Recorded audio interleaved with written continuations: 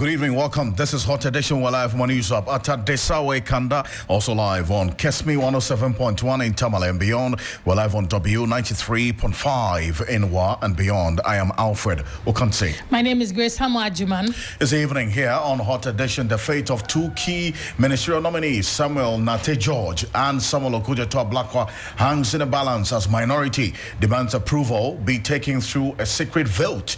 We'll take you live to Parliament shortly for some updates on this.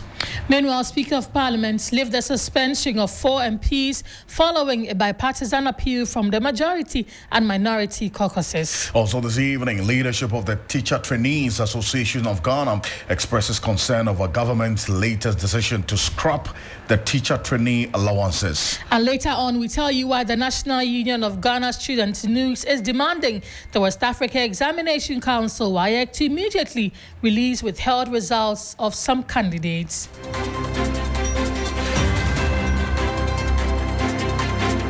All these plus the latest in business, sports, and some more here on Hot Edition on 3FM 92.7. Remember, we're also live on Kesmi 107.1 in Tamale and beyond, and also on W93.5 in Wa and beyond. Bring you up to speed with the latest resignations and also appointments by government to some various state agencies. Stay with us. We have details of that shortly. But before that, let's get the details of the summaries now. Great. Alfred, let's begin from Parliament because the Speaker, Alban Bagwin, has lifted the suspension of 4 MPs after a bipartisan appeal from both sides of the House. The MPs were suspended following chaos during ministerial vetting. Minority Leader Alexander Penyomarking led the appeal, prompting the Speaker to reverse his decision. Also, the National Union of Ghana Students NUGS is demanding the immediate release of withheld results for candidates who sat for last year's exams. NUGS President Daniel Koleboche has given WAEC a 1-week ultimatum to comply or face a massive student demonstration. And Minority Leader Alexander Penyomarking is challenging the appointment of Bank of Ghana Governor Dr. Johnson Isiama, citing a lack of due process. He insists Isiama he halts official duties until approved by the yet-to-be constituted Council of State, warning of constitutional concerns and procedural breaches. Before we go, the Teacher Trainee Association of Ghana has raised concerns over the government decision to scrap teacher trainee allowances. The allowance, a key financial support for trainees, is being replaced with a student loan scheme. Trainees fear the move could negatively impact their education and future careers. That's it for the Sun, Alfred. Grace, thank you so much. More news on 3news.com. Make some time, visit 3news.com. This is Hot Edition. We're live on Kesmi 107.1 in Tamale and beyond, and also on W93.5 in Wa and beyond. Let's get into the details of the stories now. The fate of Ministers Designate for Foreign Affairs, Samuel Okujeto Ablakwa, and Minister Designate for Communications and Digital Technology and Innovation, Samuel Nate George, hang in a balance as a minority. They've served notice to take their approval through a secret vote to decide whether they should be approved or not. Due to a lack of consensus on their nominations, the minority leader, Alexander Penyomarking, said they are waiting for the documents that the nominees told the appointments committee that they would provide to substantiate claims they made when they appeared before the vetting committee. Now, this came to light when a chair of the appointments committee, Bernard Ahiafo, attempted to lay the 10th report of the appointments committee. Here are excerpts of the proceedings in Parliament earlier today. The nominees had indicated they were going to provide to us. So we went through. One nominee has provided some of the documents. The rest are yet to. So we went through the records and they took note that they were going to follow up. The other nominee has not provided a single document that he himself promised to provide to us. So I even suggested to them that in view of that, we can take those nominees who don't have any issue at all, so that those we are waiting the documentation, when those documents come, we'll deal with it. I do not have any business holding you back. I want that to be on record. But the approach, Mr. Speaker, is not the best. The approach is not the best. If he still wants to proceed, Mr. Speaker, In spite of all I have said, I would not mind.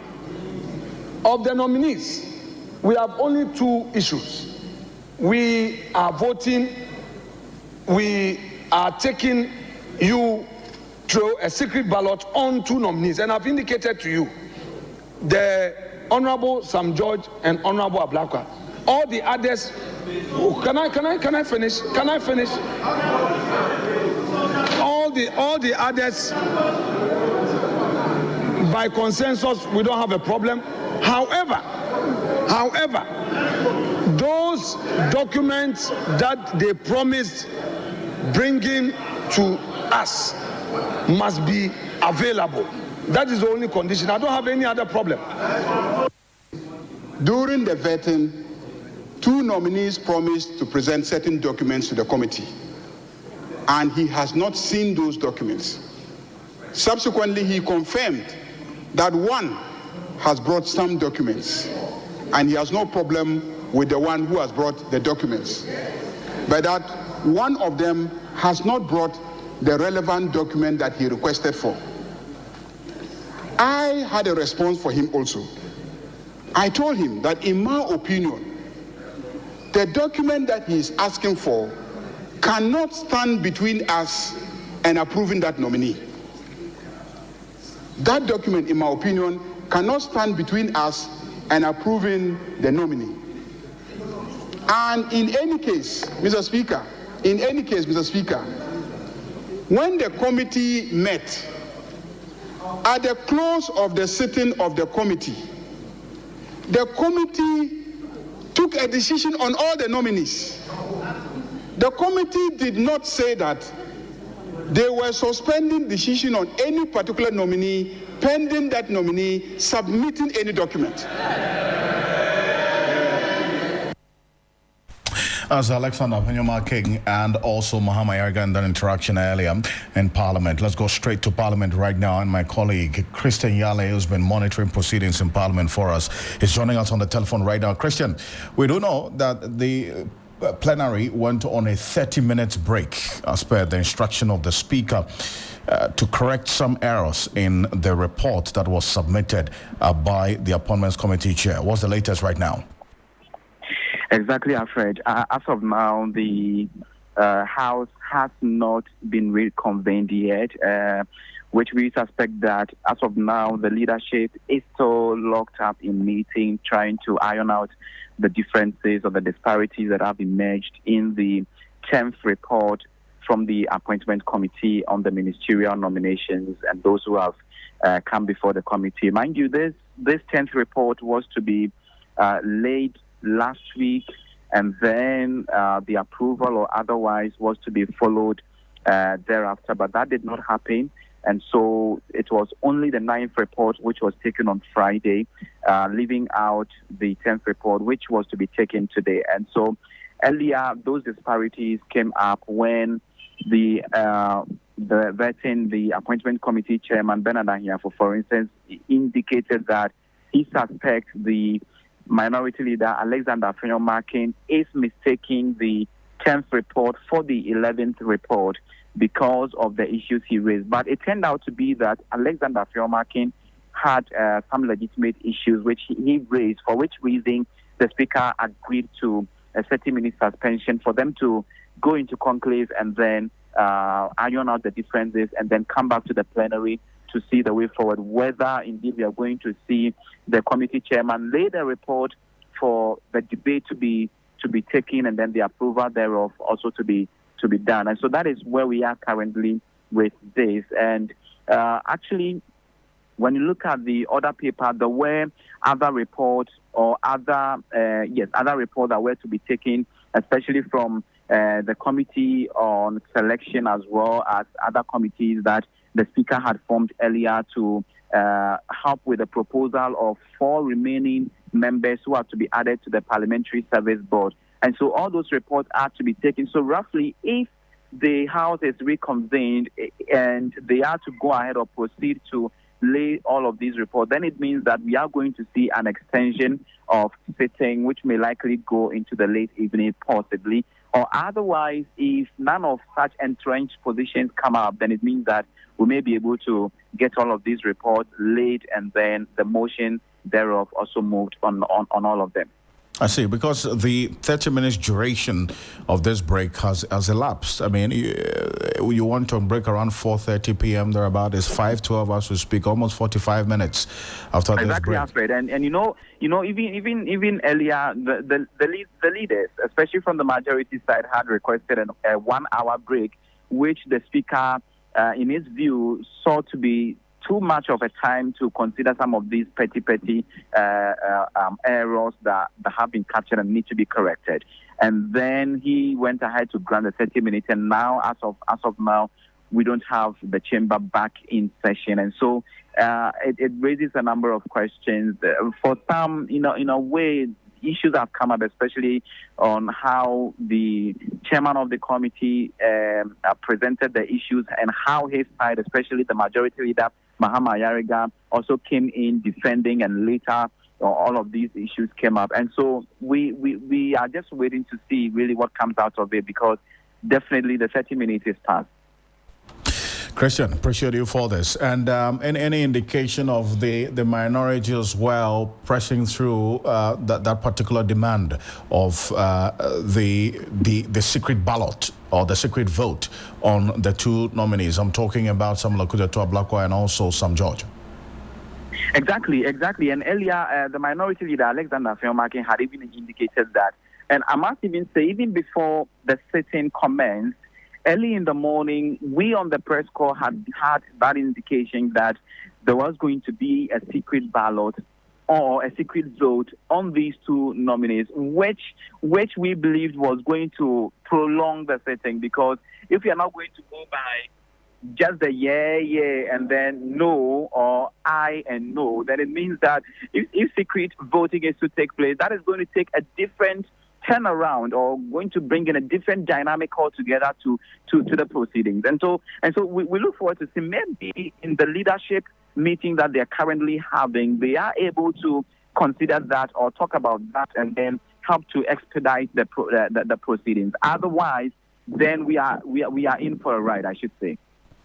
Christian, stay with us on this. Thank you so much. And he's parliamentary affairs correspondent there, Christian Yale, giving us updates on what's happening in Parliament as we speak. If you recall, at about 4:30 p.m., the Speaker announced a 30 minutes break, Grace. But as we speak, it's about 45 minutes per the time that we're watching right now. And so there's clear indication that that break may have been extended to 1 hour, as was requested by the majority leader, Mama Yariga, earlier. But we'll see how things play out. And then this is not the only issue that, in fact, happened in Parliament not too long ago. The Speaker of Parliament, Alban Sumana Kingsford Bagwin, he has lifted the suspension of 4 members of Parliament with immediate effect. The move follows a bipartisan appeal from the majority and the minority caucuses in Parliament earlier today. The Speaker imposed the sanctions on the Member of Parliament for the South Dai and Majority Chief Whip Roxy Nelson Dapiamepo, and some majority member and also minority Chief Whip Frank Anodompre, Hassan Tampole, MP for Gusheo,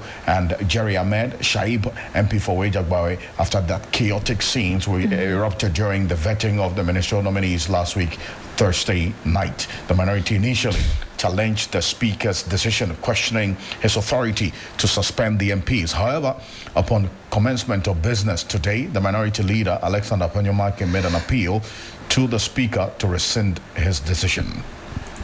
That the quality of mercy is not strained, drop it as a gentle rain from heaven upon the earth beneath.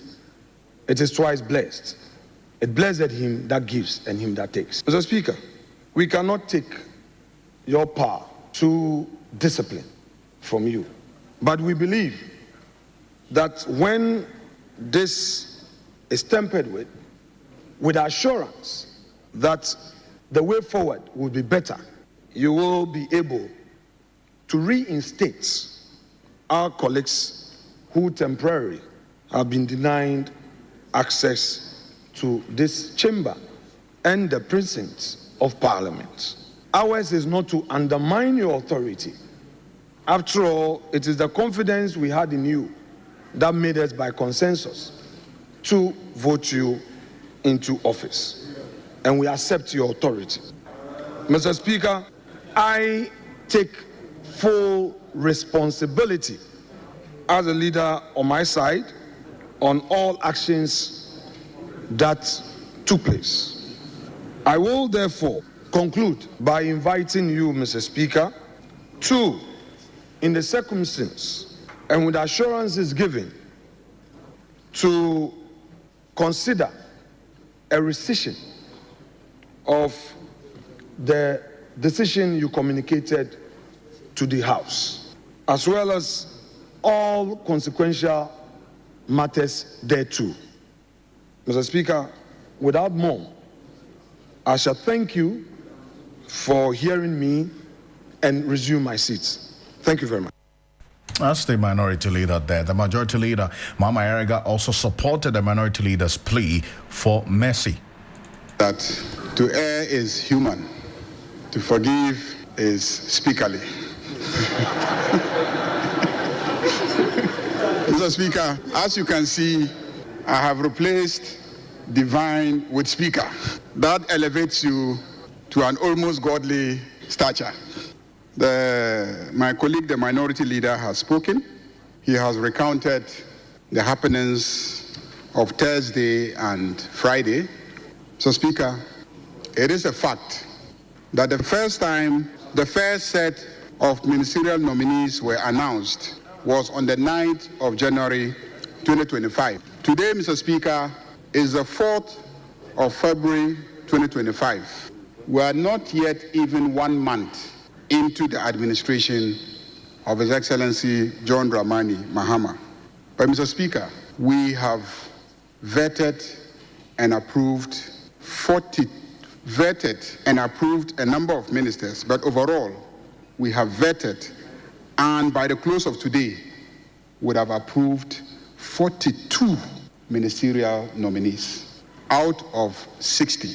The reason why we are even at 42 is because since Friday, we have not yet received any additional nominations. So in effect, we have finished vetting and hope to conclude the approval of 42 nominees to ministerial appointments. As a matter of fact, all those who have been nominated to serve as the cabinet of the government have actually been vetted and some approved by this House. This is a record performance that this House should be proud of itself.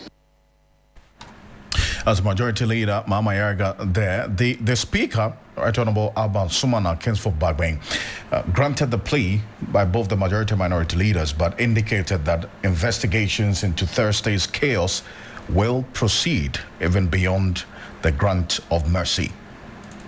This House is often referred to as a house of might and majesty. Might because it's the combination of the sovereignty of all the people in the country. Majesty because the king or queen is part of the house, and therefore there can be no power higher than that of Parliament. And I go according to the rules. You can disagree with the Speaker, and the rules and the laws of Ghana permit you to do so, and also details out the procedure on how to handle the disagreement. But the rules are very clear as to what they refer to as disorder or contempt of Parliament. And for me to preserve and uphold might, majesty, and dignity of the House, I should not shed any responsibility in applying and enforcing the rules. And that was exactly what I did. So I listened to the apology, and here it was repeated by the minority leader for and on behalf of the members of the caucus, and supported by the majority leader. It's not only words. Before me, they demonstrated and assured me of their total support. So I am satisfied with not just the statement, but also their conduct. And I will proceed to lift the suspension of the 4 members of Parliament that I considered were involved in disorderly conduct which amounted to contempt. The rules are very clear, and I did refer to them and stated clearly that because we are in the transitional mood, we've not been able to put committees in place, including that of the Privileges and Immunities Committee. A very good honorable member, you are at liberty, even after this, to proceed anywhere. I have no problem meeting you in court, but that's where I was farming for many years before I became a member of parliament. The honorable members so affected are permitted now to enter the presence of the House. But let me say that I have read some media reports that some members of the House have referred to me as headmaster, treating honorable members like students. Reject that assertion. But I can assure you that when there are students, there must be a headmaster. And so, please, this matter should be handled by the special committee at the committee level and report to us. As the speaker there, Right Honorable Alban Sumana, Kids for Bagman, they're responding to those media reports and referencing him as a headmaster treating MPs like students. And in fact, that he did not take kindly to at all. And in fact, this particular position that the speaker took follows one that he strongly condemned the attack on the clerk to the Appointments Committee of Parliament, that's Gifty Goba, whom the minority accused of bias. This is what the speaker said on that matter. A clerk to a committee transmits notice of a meeting that has been called by a chair so motu or acting on the request of 15% of members of the committee. I refer to the orders 263 and 271B. The clerk thus works to the chair as the clerk to parliament works to the speaker.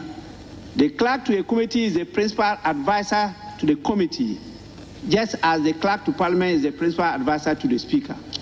Even if the clerk had erred, subjecting her to public ridicule and humiliation, where she had no opportunity to respond, was entirely inappropriate. Where an error is alleged to have occurred, we must be civil and careful in drawing the attention of the appropriate authorities to it and not fall for the temptation to drag the name of an officer into disrepute. While I advise members to use only the laid down hierarchy and procedures to resolve any grievance that may arise in relation to an officer or a department of the service, I also call on the chairs of the committees to, as a matter of urgency, ensure a strict adherence to the standing orders of Parliament and to maintain law and order at committee meetings. Honourable members, in spite of your numbers, you are not to oppress the minority. That's the Right Honourable Speaker there on the attacks on the clerk to the Appointments Committee of Parliament. And on this matter, when I spoke to Bernard Ahiafo, who is the first Deputy Speaker of this 9th Parliament, the chair of this Appointments Committee, he did agree that indeed the attacks on the clerk to the Appointments Committee was uncalled for and unwarranted.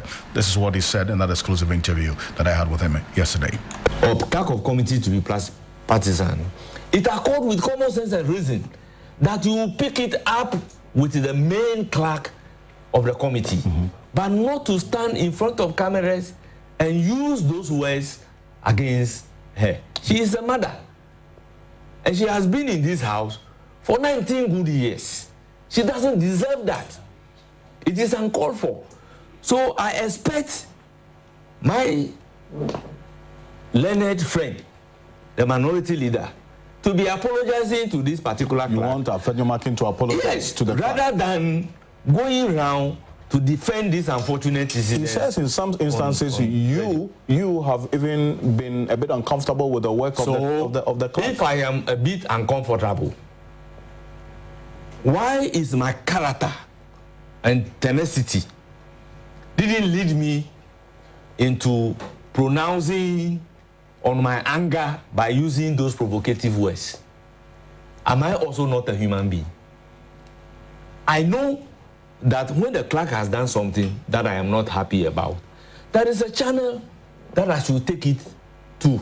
That is, take it up with the clerk of parliament, but not to stand before the cameras and behave like the way he did.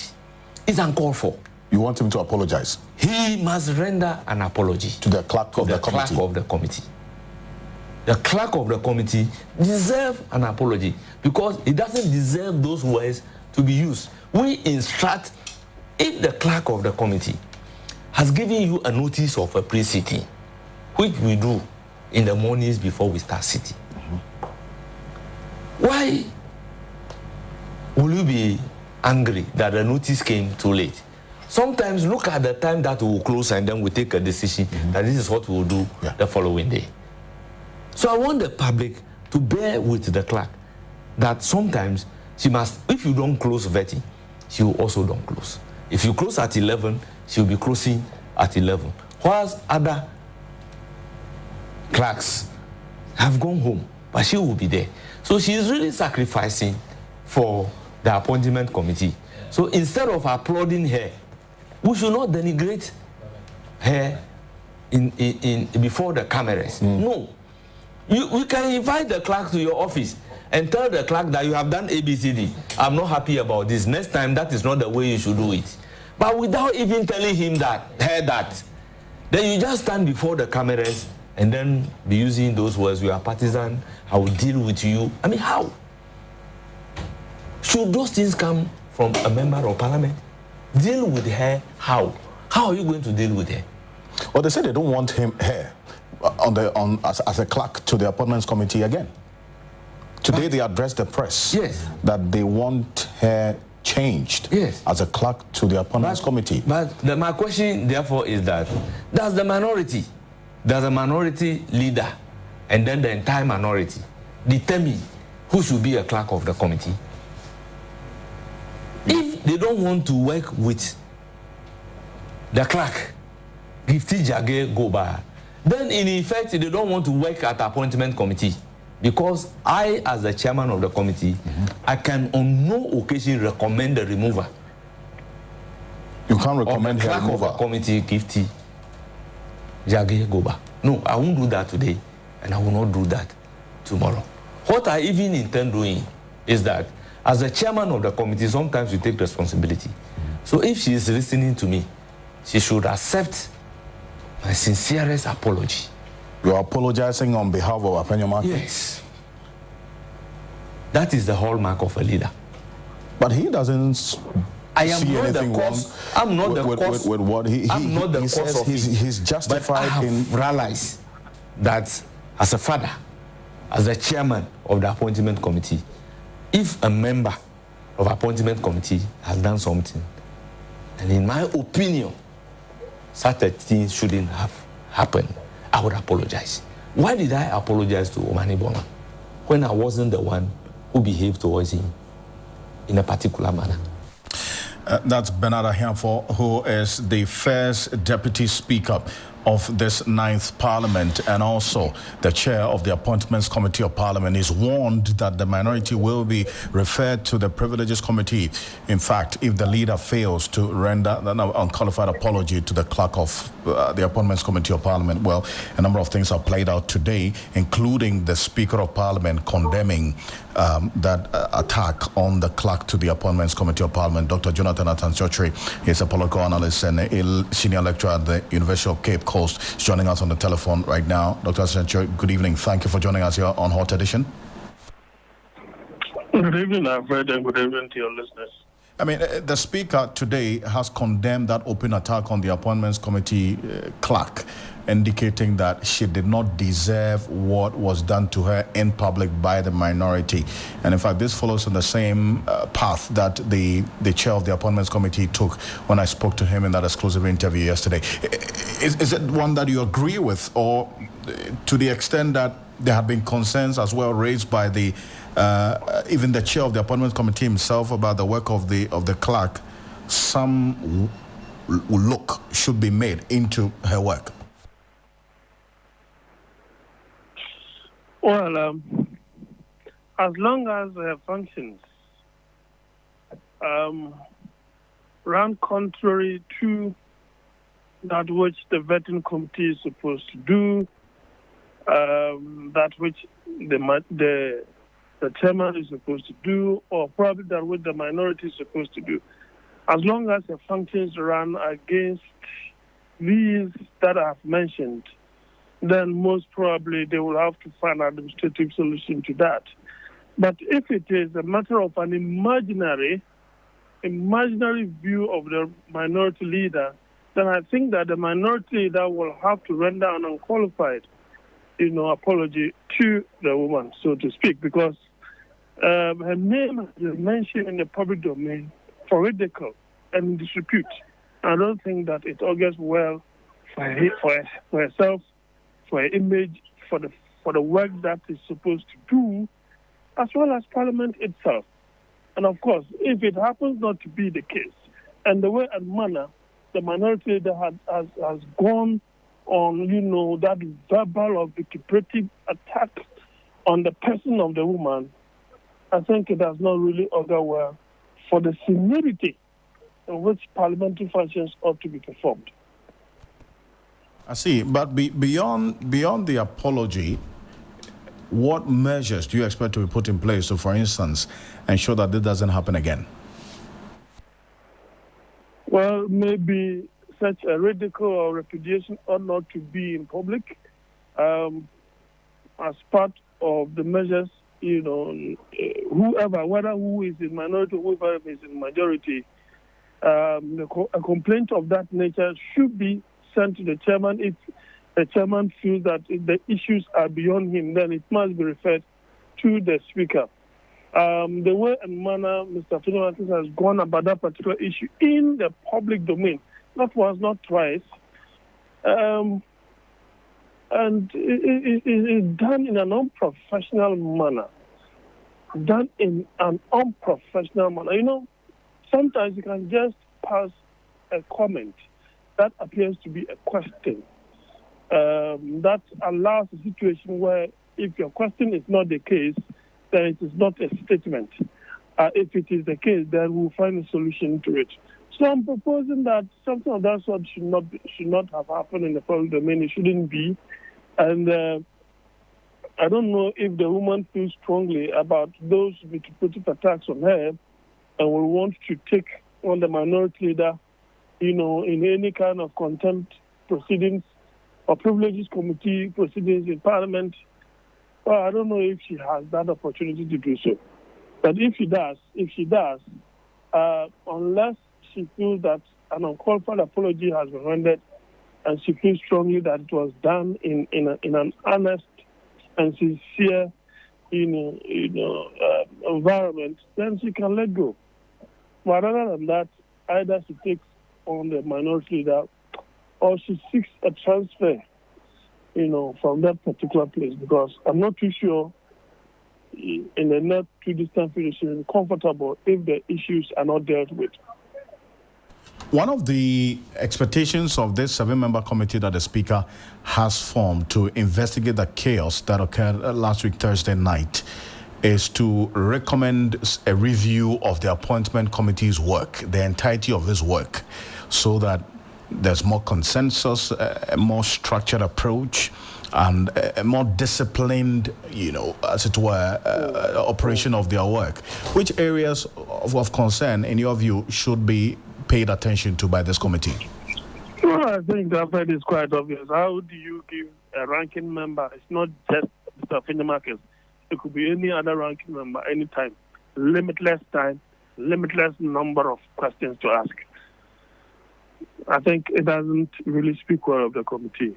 And it just does not make any sense. That's the one. other thing Yes. that I'm also proposing is probably, I don't know if they'll be able to adopt that. I don't want to think that it's because the members of parliament will feel indicted on this. Maybe apart from the chairman or the minority or ranking, the rest must not be members of parliament. The rest must be either people of high standing, people who have some kind of knowledge in the areas where these members of parliament who have been nominated and are going into. Nobody is saying that they are going to be created in such a way that they fail, but you need to have some minimum knowledge of the area that you are going to show that you are very proficient or you have the opportunity to be versatile. Versatility is the watchword here. So if you have such a situation, why not? They can take up the questions. The minority leader or the ranking member can do his or her own stuff. The chairman can equally do his or her own stuff, so that if the chairman feels strongly that a certain question is leading or creating an atmosphere that is not good for a nominee, he can use the rules and regulations or the parliamentary standing orders to stop that. And in fact, these are the two main propositions that I have. Perfect. Appreciate your time on this, Dr. Jonathan Asantewatwe. Thank you so much.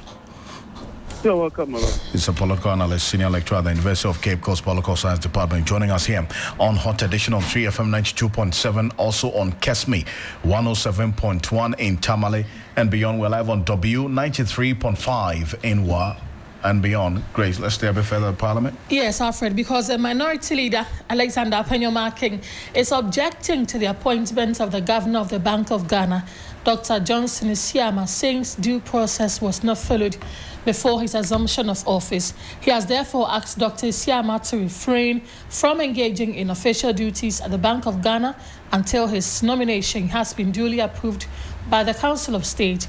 A statement released by the minority letter dated 3rd February 2025 noted that while awaiting confirmation, the governor can seek any necessary briefings outside the formal assumption of office. Part of the statement says this raises serious procedural and constitutional concerns, particularly given that the Council of State has not yet been constituted. It is worth considering the precedent that this set. If, for instance, a judicial nominee were to take their seat in court and begin administering justice before receiving the necessary approvals from the council, it will be widely deemed inappropriate. The same principle must apply in this instance. Furthermore, should the Council of State, upon its constitution, decide against approving Dr. Isiama's nomination, what measures will be taken to address the actions he has already taken in this assumed capacity? The statement concludes. We already know that Dr. Isiama has begun work. He addressed the media yesterday about his policies and what he intends to do, especially to stabilize the city, and also when it comes to policy rates and all the other issues that the Bank of Ghana should be looking at. And so we will see how this pans out, especially as this opposition is coming from the minority, Alfred. And very, very interesting things and how issues are playing out there. We're keeping an eye on how things are playing out in Parliament. Just to remind you that Parliament was supposed to be on a 30-minute break. It's almost an hour now. In fact, it's about an hour's break now that they are on, an hour and 10 minutes to consider some mistakes that they identified in the 10th report submitted by the Appointments Committee of Parliament. As we speak, that break that was supposed to be 30 minutes has extended to 1 hour. There's no indication of the members of Parliament reconvening anytime soon. Christian Yale is our man on the ground, so the moment that Parliament reconvenes, stay with us. We'll cross over to Parliament to give you some more details. But some information we're getting right now is that the Chief Executive Officer of the Microfinance and Small Loan Center, Maslok, Hajia Abibata Shani Mahama Zakaria, has officially resigned from her post with immediate effect. Her resignation letter dated 31st January 2025 and addressed to the Chief of Staff at the Office of the President, copied to the Secretary to the President, was officially received on 4 4th February 2025 by the Chief of Staff, Haji Abibata, who is one of the longest-serving chief executives of Maslock, after serving as deputy and substantive CEO for 8 years under President President Nana Akufo-Addo, described her appointment as a privilege to serve and contribute to the growth and success of Maslock. But let's go into the education sector now, Grace, because there's some concern raised in there. It looks like it to be the first of the policies that the NDC government will be implementing in the education sector.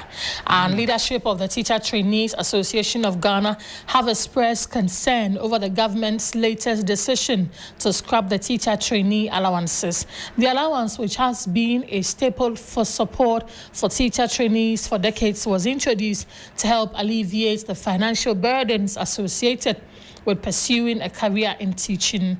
With the government citing the need to transition to a student loan scheme, many trainees are worried about the implications of this decision on their education and future careers. Abdul Razak Swale is president of the Teacher Trainees Association. He's been speaking to us on the implications of this policy if it is carried through.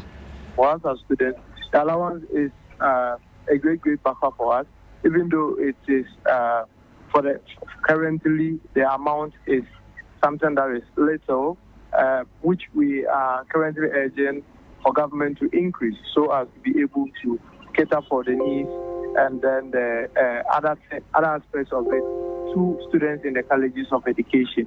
But receiving this news, we would definitely be engaging with the Honorable Minister in the subsequent weeks to come, and we seek to find out some of the best alternatives that are going to be rolled out for students in the colleges of education. And then we're going to revert back with our people as we work as a team and then discuss the pros and cons of it and then let the Honorable Minister know our stance. Now the allowances is 400 Ghana cedis that is paid by government to students. With this 400 Ghana cedis, 261 goes to the principals in the colleges to use sustain feeding, with only 149 Ghana cedis coming to students as their take-home allowances. So you got to realize that the amount is not so sufficient because the idea or the brain behind the reintroduction of the allowance in 2017 is something that is so difficult to reach with the 149 Ghana cedis. So for us as students, we had begun this course proposing for an increment in the teacher training allowances just so it will be able to cater for its needs for students in the colleges and also helping our principals to be able to give us quality and good meal in the colleges of education. So it has been a long time call coming. We have been pushing. So cancelling or removing the teacher training allowances is something that is not going to help us as students in the college. To the Honorable Minister, he was talking about a sustainable way of handling it. And just like in my previous statement, the allowances is a great buffer to students, and it is something we as students will not want to lose, because even if we are doing away with the allowances, then the question of feeding comes in. And the colleges of education are not built just like the traditional universities or even the senior high schools, where students can be able to cook while still stay in those structures. We have issues with our infrastructure challenges that is making it difficult for students to be able to cater for themselves. That is if we even give them the soft loan or the student loan that the Honorable Minister was actually suggesting. So we look forward to how the student loan and then maybe infrastructure in the colleges is going to be beefed up to be able to ensure that students will be able to maximize the help of the student loan or. And Alfred, if you heard what Razak says, he says the amount in itself is 400 cedis, 250 goes to the school or the administration, and then the students receive 150 Ghana cedis. That's right. Which I think is Well, I mean, it's really nothing so much that will make a significant difference. But I think it's just the feeling of having money in your pocket, sort of, that you're not really paying for. Yeah. Right? Like free money. You get the point. Because when you see the videos it. of how these trainees get excited on social media when they say Alawana Bow, you're thinking that they are looking at some amount that is very high. But 150 Ghana cedis, well, let's see what the NDC wants to do and how different it will be. Yeah. But Twale tells us that though we see the money to be small, they really look forward to it. Absolutely. So let's speak to Dr. Peter Pate Anti, who is Executive Director of the Institute for Education Studies, IFES. Doc, thank you for talking to us this evening. First off, talk to us about what you make of the latest approach to review the allowance system in training colleges. Thank you very much, and good evening to your listeners. I think that our position is clear on this, that we have consistently indicated that it does not make any policy sense to continually pay these students these allowances, especially at the time that we have, converted these colleges of education into, or they have been reclassified as tertiary education institutions. They are doing 4 years degree programs. The friends in the universities are also doing 4 years degree programs.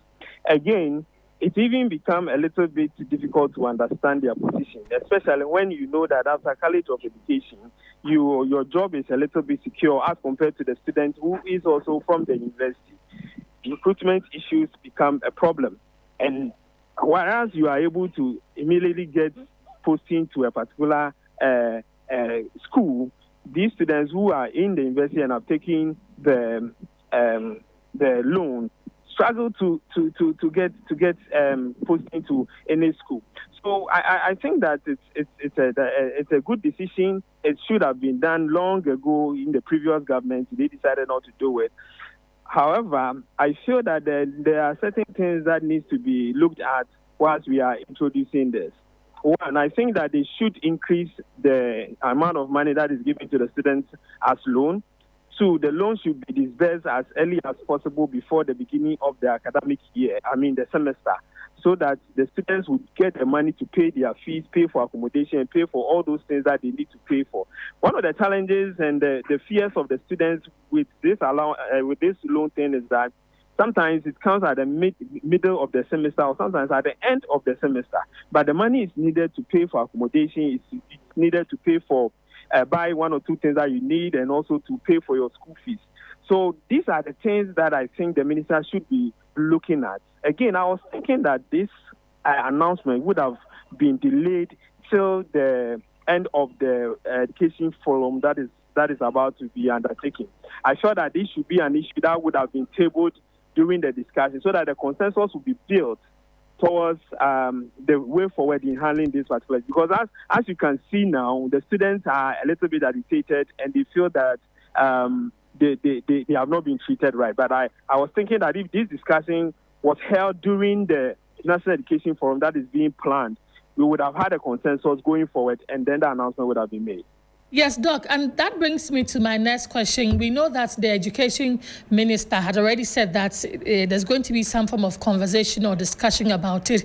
And then also that bits on the politics bit of it, because we know the NPP is paying and the NDC says it is not paying. How do we make sure we take out the politics bit of it so that the students who are at the receiving end of this do not suffer when it comes to who should pay what and who shouldn't pay what? That is why I was thinking that in order not to put the government into any tight corner, they would have done themselves very good if they had waited for the forum to discuss this and take a decision on it. But unfortunately, that is not what has been done, and the announcement is now out. So even if this is discussed during the National Education Forum, you would agree with me that the position that the forum would take would not be different from the position that the minister have announced today. And that is my challenge with this. I was thinking that, of course, the colleges have reopened and they might be expecting this kind of payment of allowance Yes, but that would have been, they could have delayed the payment. Let's have a comprehensive discussion of this during the National Education Forum, and then we take a stance. Of course, we most of the stakeholders agree that we should replace the allowance with the student loan, and this would have been coming from all stakeholders. A consensus have been built, and that political bit of it would have been cured. Unfortunately, it's been announced, and I think that is what will be the problem for the government going forward. But I think that they should be able to have a press statement we have received from the Education Ministry is dismissing the report suggesting that the government intends to scrap the teacher trainee allowances. According to the ministry, the claim stems from a statement made by Education Minister Haruna Idrisu during an interaction with the executives of the principals of Colleges of Education, PRINCOF. So clarifying the minister's remarks, the ministry stated that the government remains committed to supporting students in colleges of education and is open to exploring ways to enhance financial assistance. It noted that if necessary, an improved student loan scheme could be considered as an additional support measure. And the minister emphasized that the government would maintain the allowances until all stakeholders reach a firm agreement following further deliberations. We know the challenges that the Student Loan Trust Fund has come with, ghost names, allowances, the loan coming in late, the amount not being sufficient and all. What lessons should we take from all the issues that surround the Student Loan Trust Fund going into the new scheme that the NDC wants to implement? Well, Grace, I think that the press release is just saying the same thing that the minister said. Maybe it's trying to. They're using the press release to clear the doubt. The difference here is that the teacher training allowance is not going. Exactly. The government is rather introducing like a second layer, which is the loan scheme. It's going to be a transition. I think that is the clarity they loan, want to put out there. Yes, it's going to be a transition from the allowance to now enhance student loan system. I think it's not going to be an immediate implementation. There's not going to be an immediate implementation of this, and it is important that clarity is brought to bear on that. Of course, if you check social media, you will see the backlash that is building on this issue. So I think it's good that they have released this statement to clarify. But as I said, there are challenges with the Student Loan Trust Fund. I think that there need to be an increment in the amount of money that is made available.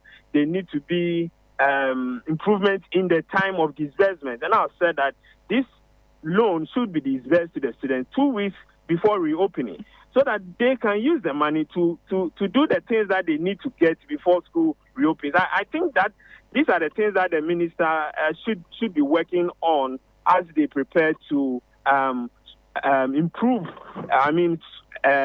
Gradually move away from the allowance system to the loan system.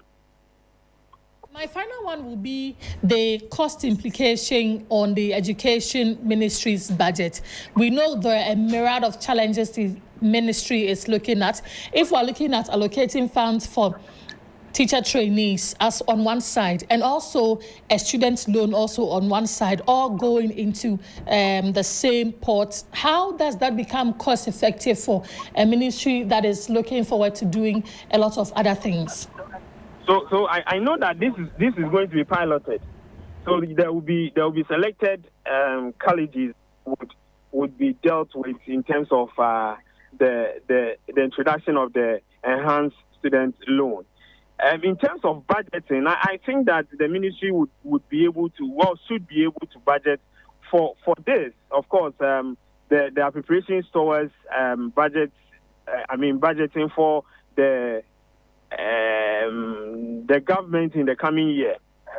This year. So we are hoping that the ministry would pay attention to all these things and then ensure that they are catered for in the budget.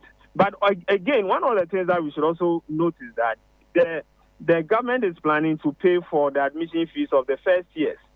And that for me seems to be a little bit contradictory, because you cannot be thinking of replacing allowances with loans and then at the same time pay for fees for students who are entering first year tertiary institutions. These are things that they need to sit together and then rationalize, so that it doesn't look like there is some sort of policy inconsistency.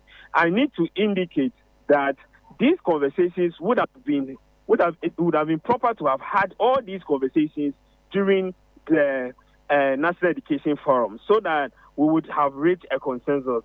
Unfortunately, this has been put out already by the minister, and I think that we need to further deliberate on this proposal when the opportunity comes during the National Education Forum.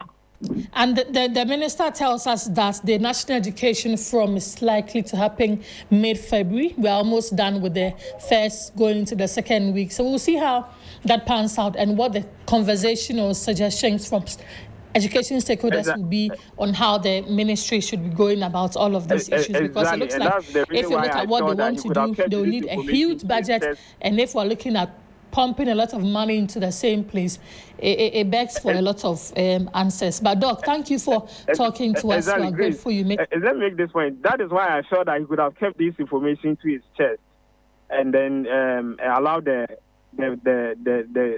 forum to discuss this and take a stance on it. You made time to talk to us. Thank you so much. Dr. Peter Pate Anti is the Executive Director for the Institute for Education Studies, IFEST.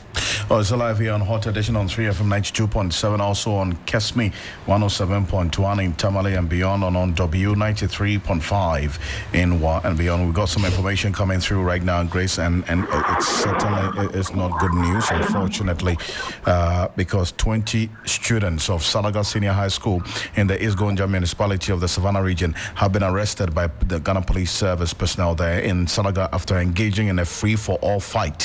One person sustained various degrees of injuries after he was stabbed multiple times. A locally manufactured pistol and one round of ammunition was also retrieved.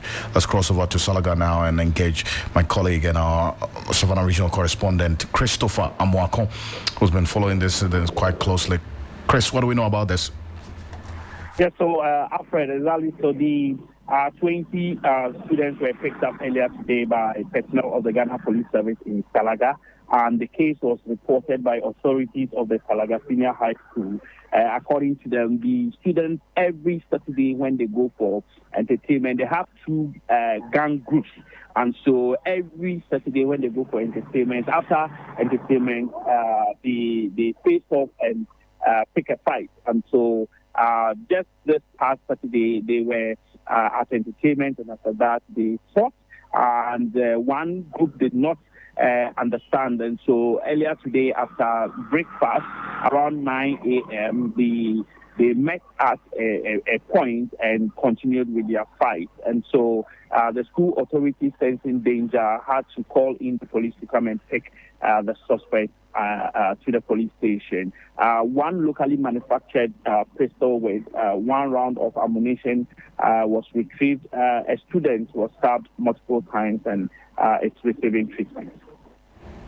And sad one there, but what exactly was the cause of this free-for-all fight that occurred earlier today? Yes, Alfred, you know that in the school, according to the school authorities, they have two groups. And every Saturday after entertainment, these two groups, in order to show their superiority, would meet somewhere outside campus and engage in a fight. So last week, Saturday, just the immediate past Saturday, they met outside campus and fought, and they defeated one group. The group that was defeated did not agree, and so today, after serving breakfast, around 9:30 a.m., they went outside campus again and engaged in a free-for-all fight. The school authorities, sensing danger, called in the police to come and arrest the suspect. I see, but what's the situation in the school as we speak?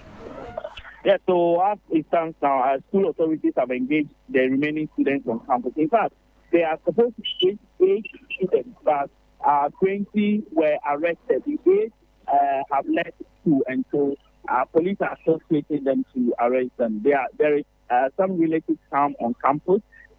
Parents, as it stands now, have moved to the Salaga police station to request for bail for the students. But it does appear that school authorities, the police, as it stands now, are not ready to grant them bail. So they are still inside, and the police are taking their statement.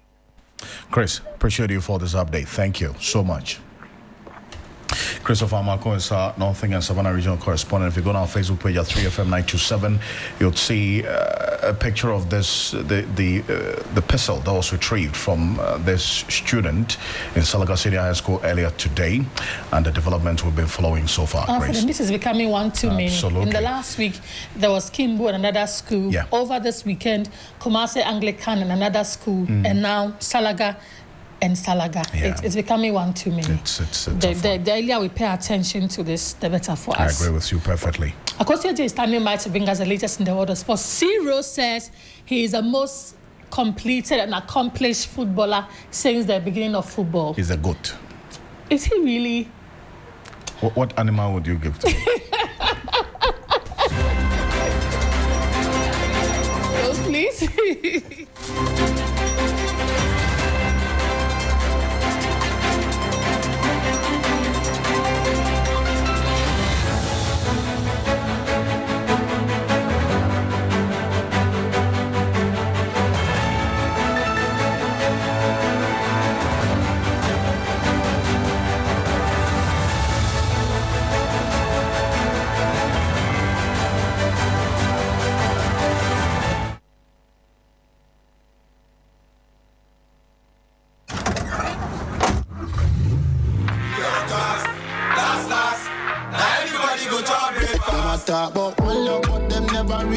Hey, ready to make your drive home epic? It's the 3FM Drive with the one and only Giovanni Caleb right here on 3FM 92.7. Weekdays, 3 p.m. to 7 p.m. We're transforming your commute into a top-tier experience. Need a pick-me-up? Our music belt is pure energy, pure vibes. Stay ahead with the Drive Sports, bringing you the latest scores and highlights. Curious about the stars? We've got all the hottest trends, celebrity profile interviews, plus DJ faculty has got you.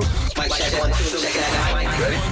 Mondays, Tuesdays, Wednesdays, Thursdays, Fridays on 3FM Drive. You know where it's at. This is where the action is at, live on the 3FM Drive on 3FM 92.7. Welcome to the 3FM Drive. That's right!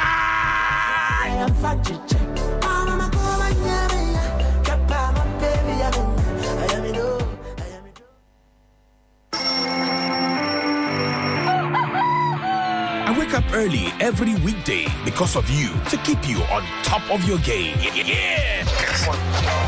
You are at the center of our universe. That's why we make it a duty to serve you only the freshest, hottest news and entertainment. When you want it, where you want it. Good morning, Ghana, Africa, and the rest of the wonderful world. Welcome to Sunrise on 3FM 92.7. Start your day well informed. Start with us on Sunrise on 3FM 92.7. Catch the all-new Sunrise Morning Show on 3FM 92.7 with me, Johnny Hughes, Helena Piampofo. Weekdays from 5:55 a.m. to 10 a.m. only on 3FM 92.7. 3FM, your urban lifestyle radio.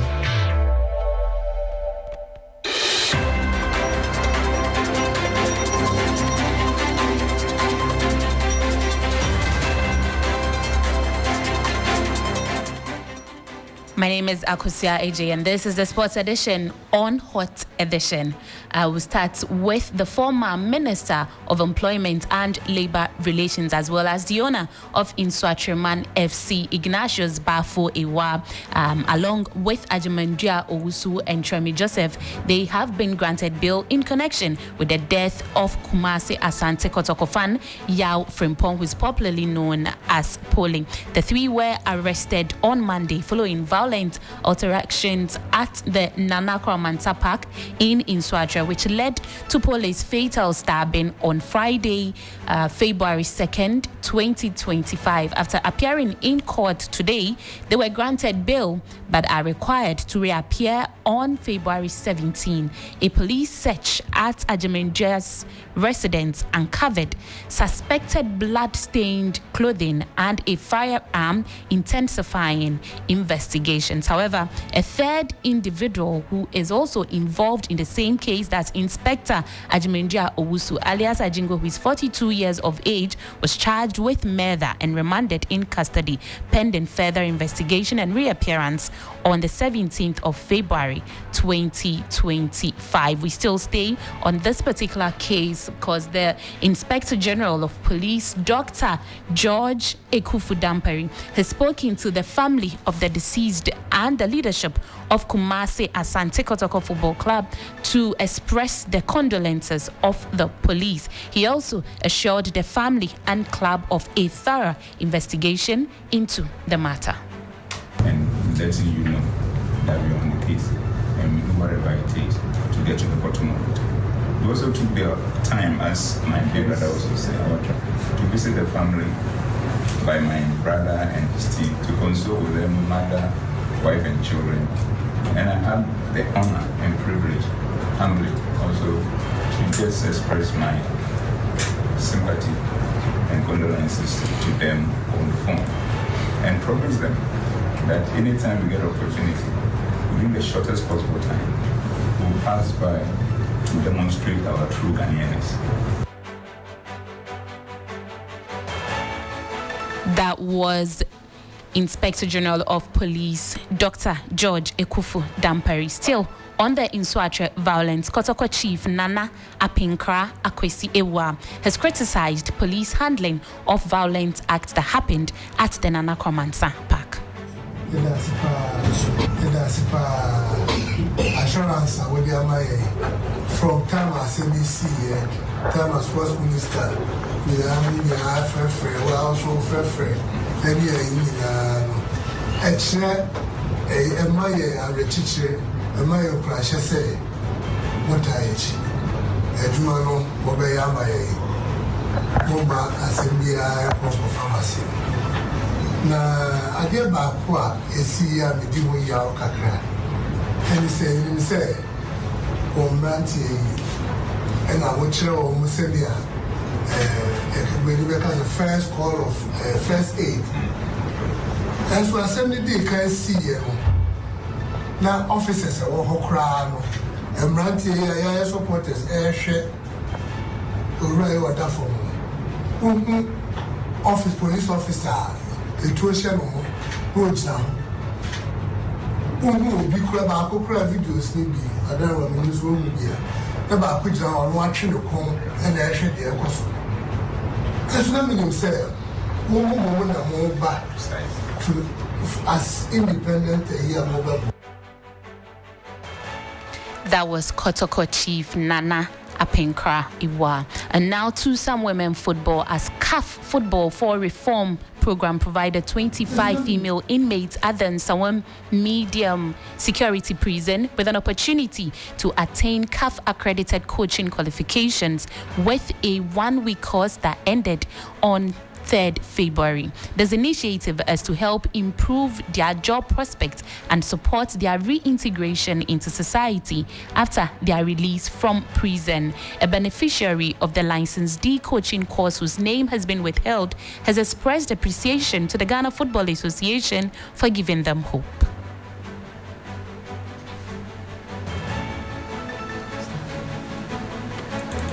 This coaching course has really impacted my life, because if I was to be outside, I would never get this opportunity.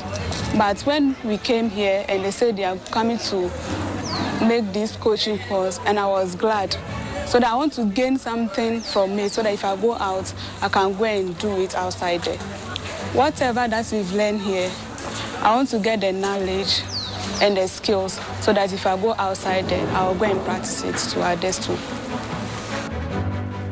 You heard a beneficiary of the License D coaching course that was held for female inmates at the Nsawam prison. Now to some transfer news, and Ghanaian international Kamal Sowa has a new deal with Eredivisie's side Breda. The attacking midfielder penned a 2.5-year deal after his contract was terminated by Belgian side Club Rouge. Also, Jeffrey Schlupp has joined Celtics on loan from Crystal Palace until the end of the season. Meanwhile, Italian giants AC Milan have signed João Felix from Chelsea on loan till June 2025. Borussia Dortmund have secured the signature of 21-year-old midfielder Kane Chukwuemeka on loan from Chelsea until summer 2025 with an option to make the move permanent. Still at the camp of Chelsea as they offload a number of their players. Their former player Ben Chilwell, after a successful transfer to Crystal Palace, has disclosed that he can't wait to meet the Palace fans and play at the Selhurst Stadium. I mean, like I said, I've played at Selhurst Park a number of times over the years, and it's always been a great stadium. It's difficult to go there, which obviously is a positive. It's something that you enjoy, you know, going to stadiums that the fans are so passionate, and that's something again that excited me, was how passionate the fans are, how tight the stadium is. You know, it's always a great atmosphere when you go there, and yeah, just very excited to get started and hopefully go to the stadium soon and meet all the fans. That's all for the sports here on Hot Edition with me, Akosia AJ. For more stories, follow us on social media at 3SportsGH on X, on Facebook, Instagram, TikTok, and YouTube. You can also get more updates on 3news.com/sports. Business is up next.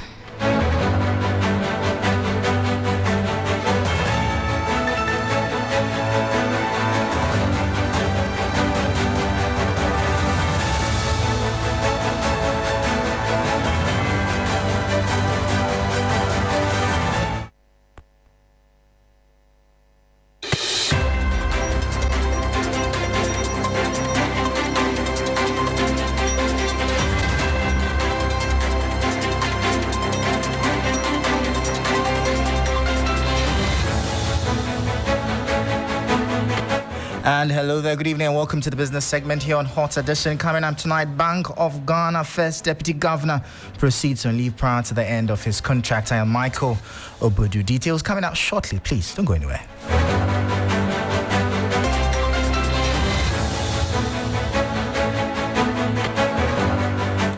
Well, thank you so much for your time. Straight into our top story. And the First Deputy Governor of the Bank of Ghana, Dr. Maxwell Opoku-Afare, has decided to proceed on leave from February 5, 2025, prior to the end of his contract. This was has received approval of His Excellency President John Dramani Mahama. Dr. Opoku-Afare was appointed on August 7, 2017, for his first 4-year term as First Deputy Governor and reappointed for a second term on August 7, 2021. In line with the Bank of Ghana Act 2002, Act 612 as amended, his tenure as First Deputy Governor ends on August 6, 2025, after successfully serving 2 full terms, also allowed under the Act. The Bank of Ghana thanked Dr. Opoku-Afare for his service to the bank and the Republic and wished him well in his future endeavors. Now, away from that, Chairman of KGL Group, Alex Adade, is advocating for the government to prioritize diaspora direct investment over foreign direct investment. He believes that many African diasporas are eager to invest in Ghana and Africa's economy, provided that governments create a favorable economic environment. Mr. Adade emphasized that Ghana's diaspora community is a valuable resource that can drive economic growth and stressed the importance of formulating diaspora engagement policies and offering incentives to attract diaspora investment. Unlike FDI, Your Excellency, which often depends on global economic trends and foreign policies, diaspora direct investment is rooted in personal connections, shared cultural ties, and a vested interest in the prosperity of the country. Remittances from Afghan diaspora has already proven to be an economic lifeline for many African countries, contributing billions annually to local economies. In 2023, according to the World Bank, Africa received over $100 billion in remittances as compared to $42 billion in official development aid and $40 billion in FDI. That was chairman of KGL Group, Alex Adade there. Now, Professor Ransford Edward Jampo has officially assumed office as the Chief Executive Officer of the Ghana Shippers Authority, pledging to drive Ghana's commercial shipping sector forward through a collaborative approach. At a handing over ceremony on Monday, outgoing CEO Kwesi Bafo Sapong wished Professor Jampo well and pledged his support for a seamless transition. Professor Jampo emphasized his commitment to protecting shippers' interests while fostering engagement with shipping service providers to boost economic growth. He also assured staff of an open-door policy promoting teamwork and inclusivity. With over 2 decades of teaching and research experience, Professor Jampo brings a wealth of expertise to his new role. His background in political science and experience in shaping Ghana's democratic governance will likely inform his leadership approach. As CEO, Professor Jampo aims to leverage his knowledge of the maritime sector gained from co-authoring a paper on maritime security projects in Ghana to drive growth and efficiency in the industry. Well, on that note, that'll be all for today's edition of the business segment here on Hot Edition. For more business stories, please, our website, 3news.com, has more for you. I am Michael Obodu. Thank you for listening. As always, please stay safe.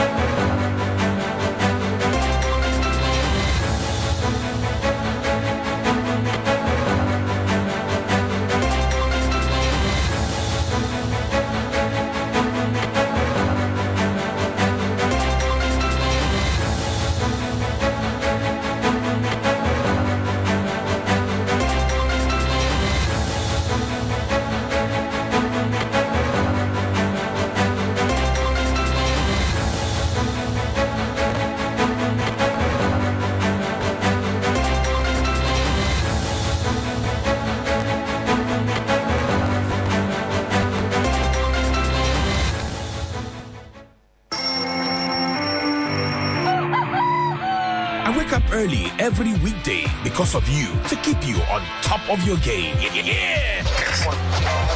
You are at the center of our universe. That's why we make it a duty to serve you only the freshest, hottest news and entertainment. When you want it, where you want it. Good morning, Ghana, Africa, and the rest of the wonderful world. Welcome to Sunrise on 3FM 92.7. Start your day well informed. Start with us on Sunrise on 3FM 92.7. Catch the all-new Sunrise Morning Show on 3FM 92.7 with me, Johnny Hughes, Helen Apiampofo. Weekdays from 5:55 a.m. to 10 a.m. only on 3FM 92.7. 3FM, your urban lifestyle radio.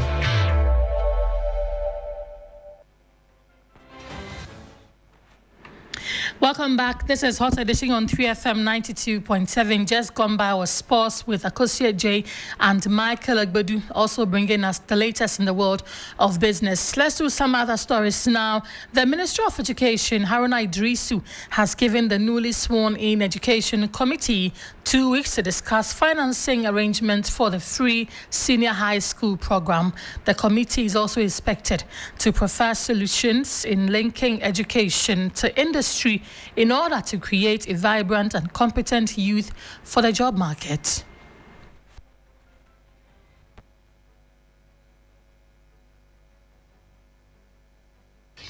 And the chair of the National Education Forum Planning Committee, Professor Adu, very distinguished members, I should trust that Excellency John Dramani Mahama had regard to your background and your very rich expertise in the area of education in recognizing and nominating you to serve on the planning committee of a matter that is very dear to his heart.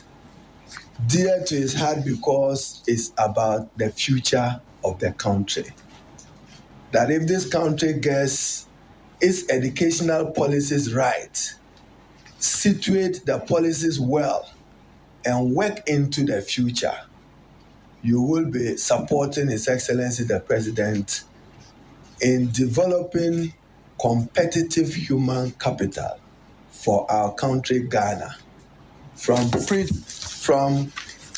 kindergarten to pre-tertiary, to junior high school through secondary high school, to the provision of higher education. To His Excellency the President, all is not well. He doesn't pretend to have the answers or the solutions to the myriad of problems affecting equitable quality provision of education to deserving Ghanaians. The Constitution in Article 25 and 38 guarantees every Ghanaian equal opportunities to education. Is that the case? Is that the case? Have we attained free, compulsory, universal, basic education? Have we or not? It is only your committee that can find answers to many of these questions. Education Minister Haruna Idrisu there, still on that tangent. The National Union of Ghana Students, NUGS, is demanding the West Africa Examination Council, WAEC, to immediately release withheld results of some candidates who sat for the examination last year. President of the students' body, Daniel Koleboche, has consequently given WAEC a one-week ultimatum to heed the request or they embark on a massive demonstration. In what could be described as a sigh of relief, the West African Examination Council on December 31, 2024, released provisional results for candidates who sat for the 2024 WASI. This follows weeks of uncertainty surrounding the release of the results due to government's indebtedness to the council. After the release of the provisional results, some 10,520 candidates' results were withheld over alleged malpractice. 4 students representing the others filed an application seeking the court to order WAEC to release their results. But counsel for the examination body, led by Melissa Amatefio, vehemently opposed the application. She indicated that WAEC was not responsible for releasing results, which had been withheld pending investigations. In a High Court ruling, it indicated that denying the results was unfair since WAEC had not outlined the alleged malpractices the students had been accused of. The National Union of Ghana Students, NUGS, in a press conference say, the refusal of WAEC has deprived many students the opportunity to go to school since a number of tertiary institutions have closed the admission portals. NUGS is demanding the following: that all withheld results must be released within 1 week to allow students to meet university admission deadlines. The reversal of cancellation of entire results. Cancellation should be limited to only particular subject results that the malpractice took place. A fair hearing for all accused candidates before any disciplinary action is taken. The student body threatened to embark on a series of protests should the examination body refuse to release the results within a week.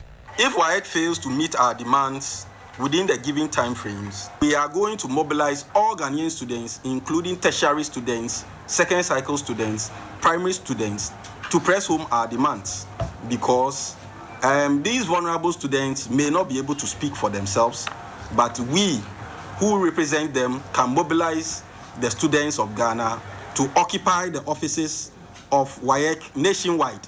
The academic faith of these affected students still hangs in the balance as parents, guardians, and teachers await the final determination of their results. And before we go, the Accra High Court has given the Attorney General 3 weeks to decide on whether the state will continue with the prosecution of former Works and Housing Minister Alhaji Collins Dauda and 4 others in the Saglemi Housing Project case.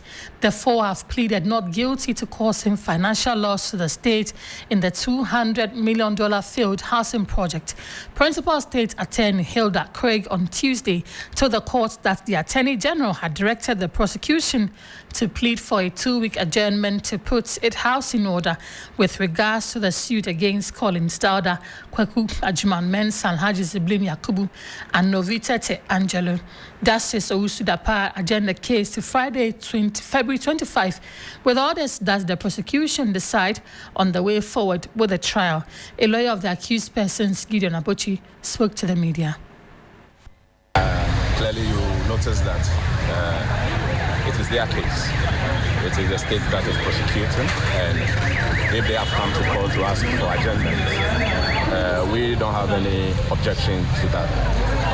In her explanation to the court, you realize that she stated that her superiors have asked to study the docket properly before any update is given to the court going forward. We don't know the decision they will take, but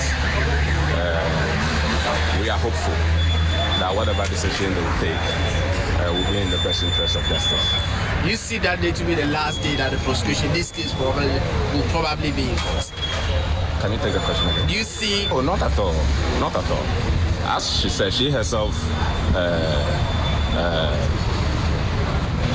couldn't tell what decision would be made. You realize that the judge tried to find out why, but she couldn't really tell. So we are waiting. Whatever decision is taken, we have been involved in this case for some time now, and whatever decision is taken, we are ready to proceed or otherwise with the case, depending on the decision. So I cannot tell that today will be the last day. In any case, the day that the update will be given to the court will be in court. So today cannot be the last. I was asking in relation to that day. Oh, in relation to that day, yes. So we can only tell on that day. So let's see what happens. Right. Thank you. Lawyer of the accused persons, Gideon Abochi, in the Saglemi Housing Project case. They're bringing an end to today's edition of Hot Edition on 3FM 92.7. My name is Grace Hamwajiman, and I was here with Alfred Okansi. Thank you for joining us and enjoy the rest of our programs. Good evening.